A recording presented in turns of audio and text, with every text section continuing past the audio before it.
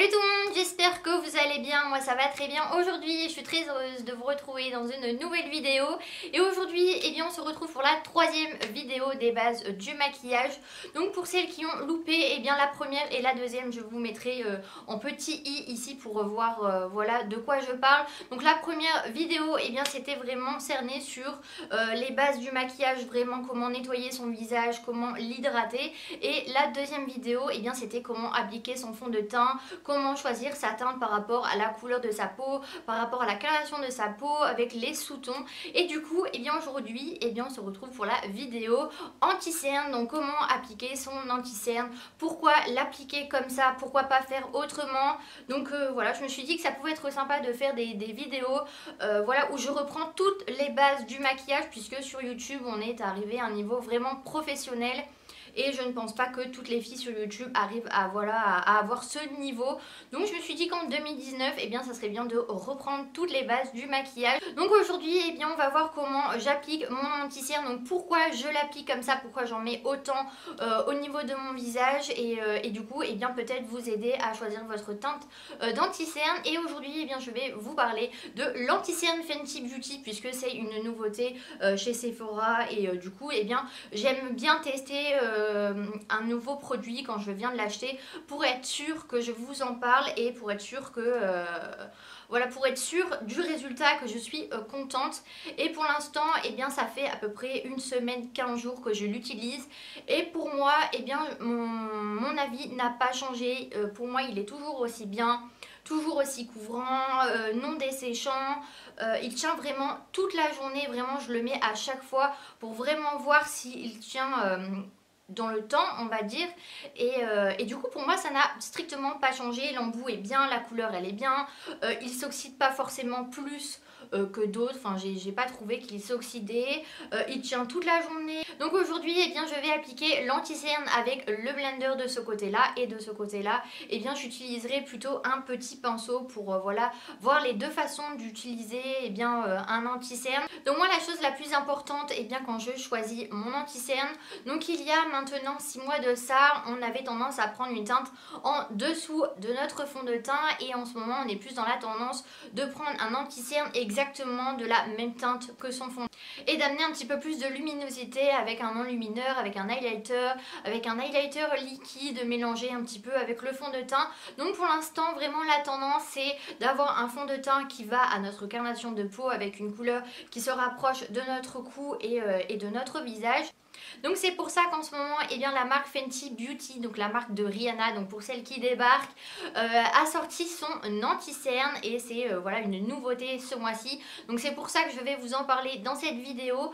Donc cette tendance en fait chez Rihanna c'est d'avoir un fond de teint et d'avoir l'anti-cerne qui est vraiment la même couleur et qui s'assemble très très bien. Donc son objectif à Fenty Beauty c'est de choisir un fond de teint et un anti-cerne qui se combinent, qui vont très très bien ensemble au niveau de la peau pour que ça fasse vraiment un aspect naturel.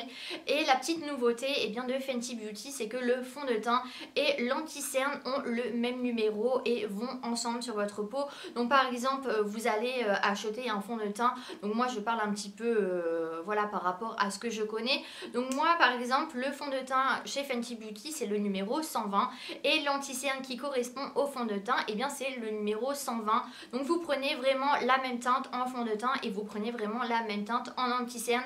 Donc comme ça vous n'êtes pas obligé de prendre une teinte complètement différente. Et je trouve que pour celles qui voilà qui galèrent un petit peu ou qui ne savent pas du tout quoi prendre, je trouve que c'est beaucoup plus facile de s'y retrouver un petit peu. Et voilà, je trouve que c'est vraiment bien cet objectif là, que le fond de teint aille avec l'anti-cerne et d'avoir exactement le même numéro. Donc voilà, l'anti-cerne se présente comme ceci. Il y a 8 ml dans l'anti-cerne. Donc pour celles qui n'ont pas vu la vidéo, puisque je vous ai fait vraiment une vidéo exprès sur l'anti-cerne Fenty Beauty, donc je ne vais pas répéter tout ce que j'ai dit, puisque c'était quand même une vidéo assez constructive, assez avec beaucoup d'informations. Donc je vous mettrai vraiment la vidéo en petit i pour celles qui ont complètement loupé la vidéo. Et pour celles que ça intéresse, j'ai la teinte numéro 120, donc chez Fenty Beauty, pour celles qui sont vraiment aussi blanches de peau. Donc aujourd'hui je vais venir voilà appliquer mon anti-cerne. Donc moi personnellement mon anti-cerne je le mets au niveau de mes cernes en petit triangle, au niveau de mon front et au niveau de mon menton et un petit peu au niveau du nez. Donc pourquoi je fais ça? Pas forcément pour en avoir vraiment plein la figure, pour avoir vraiment une haute couvrance. Ce n'est pas forcément dans ce but là que je recherche d'en mettre plein sur mon visage. C'est vraiment puisque en ce moment on est dans la tendance où il faut amener de la luminosité, du glow au niveau de son anti-cerne, au niveau du teint, et du coup et bien de mettre vraiment un anti-cerne à ces endroits là, et bien ça amène de la luminosité. Donc j'en applique et bien comme ceci, voilà, j'en applique vraiment dans la zone T en fait, au niveau des cernes, et j'en applique un petit peu comme ça, voilà, en triangle.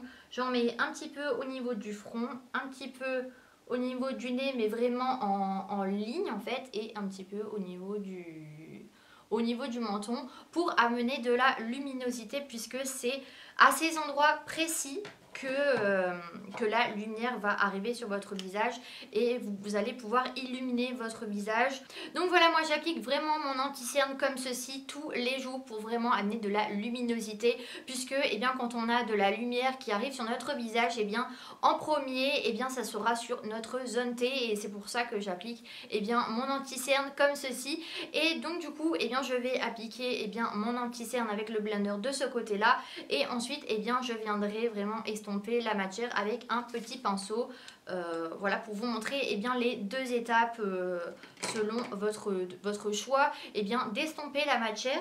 Et le plus important c'est vraiment d'avoir un blender vraiment mou et qui soit propre pour avoir un résultat le plus naturel et le plus joli possible, et vous restez vraiment au-dessus du nez pour amener de la luminosité au niveau eh bien, de la zone T. En fait c'est pour ça que j'applique mon anti-cerne comme ça, c'est vraiment pour avoir de la luminosité, et le fait de mettre vraiment son anti-cerne sur notre zone T, et bien ça illumine encore plus, et encore plus si vous avez vraiment un fond de teint et un anti-cerne et bien lumineux, glowy, et c'est vraiment la tendance en ce moment de faire le plus naturel possible, hein.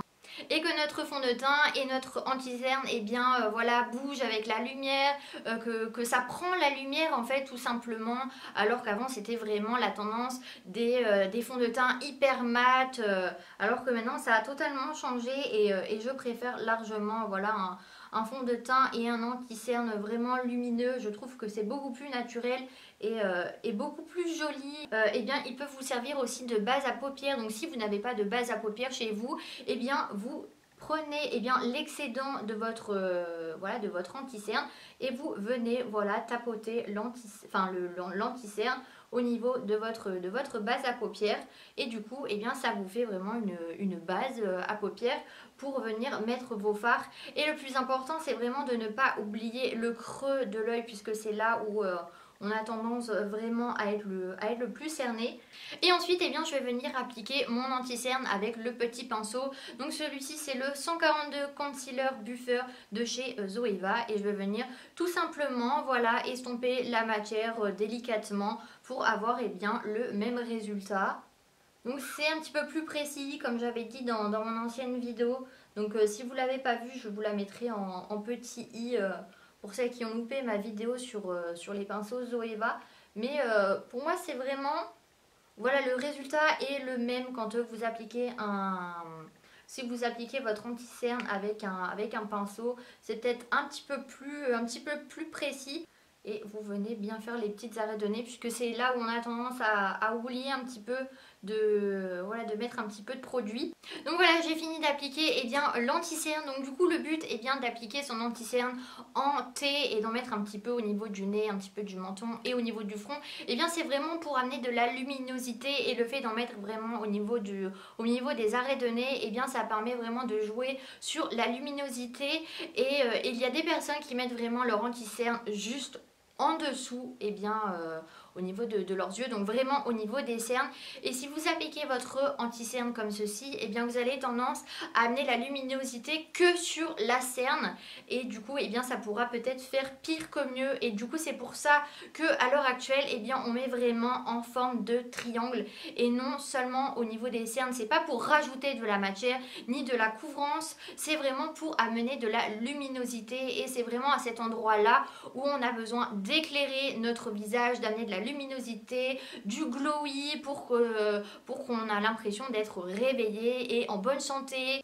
Donc si vous voulez vous procurer eh bien l'anti-cerne Fenty Beauty, donc moi je vous donne vraiment mon avis à 100%. Donc j'aime énormément cet anti-cerne là, franchement la couleur elle est superbe, la couvrance est au rendez-vous, il ne filoche pas, il tient toute la journée, il ne bouge pas, donc vous pouvez vraiment le poudrer ou vous pouvez ne pas le poudrer puisqu'il est quand même lumineux, il est quand même, enfin il a tendance à être mat mais un petit peu lumineux en même temps. Donc je voulais quand même vous donner une petite information puisque moi j'ai la peau vraiment très sèche et avec ma peau il ne bouge pas, mais ça ne veut pas dire que sur une autre peau eh bien il va tenir aussi bien que moi.